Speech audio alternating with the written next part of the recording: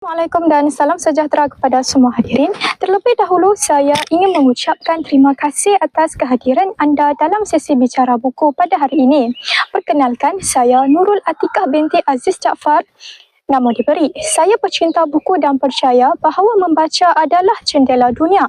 Dari halaman demi halaman, saya menemukan cerita, ilmu dan inspirasi yang tak terbatas.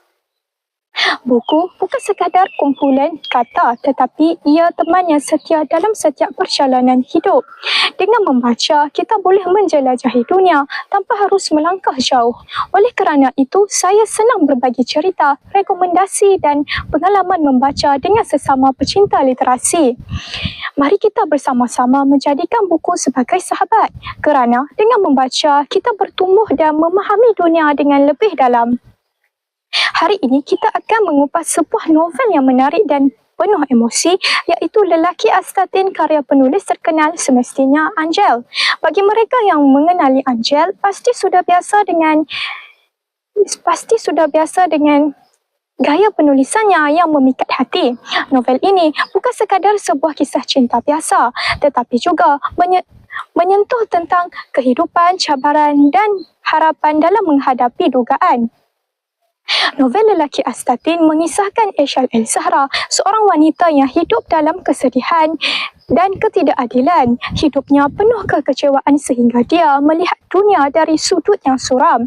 Di sisi lain, muncul seorang lelaki bernama Ardian Tufail atau dikenali sebagai AT yang memiliki sifat bertentangan, iaitu ceria, optimis dan penuh kasih sayang. Perjalanan mereka bermula sebagai ketua dan pelajar intern.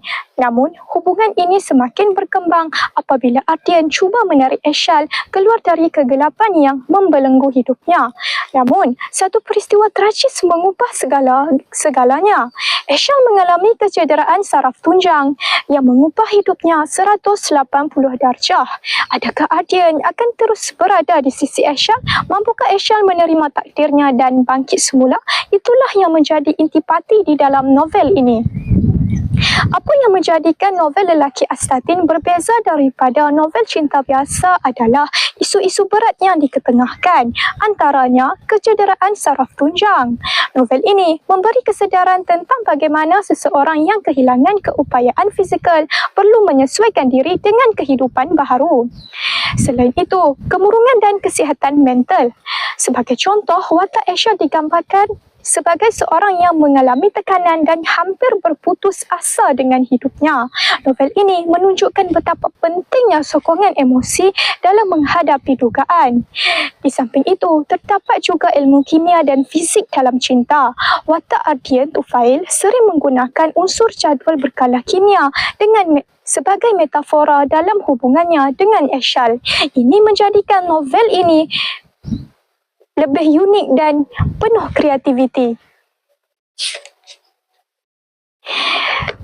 Keistimewaan novel ini ialah gaya penulisan Angel yang santai tetapi penuh emosi, watak yang unik. Ardian Tufail digambarkan sebagai lelaki yang sabar, setia dan penyayang.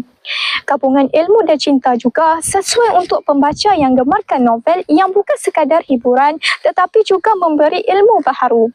Namun, ada juga beberapa pembaca yang berpendapat bahawa bahagian akhir novel ini terasa sedikit tergesa-gesa dalam pendedahan konfliknya. Walau bagaimanapun, secara keseluruhannya, novel ini tetap sebuah bacaan yang menyentuh perasaan dan memberi inspirasi. Secara keseluruhannya, Lelaki Astatin adalah sebuah novel yang bukan sahaja menceritakan kisah cinta, tetapi juga memberi mesej tentang kehidupan, ketabahan dan nilai kasih sayang. Ia sesuai untuk mereka yang suka membaca kisah yang penuh emosi, motivasi dan ilmu pengetahuan. Sekiranya anda belum membaca novel ini, saya sangat mengesyorkan anda untuk mendapatkannya. Sedikit pantun daripada saya.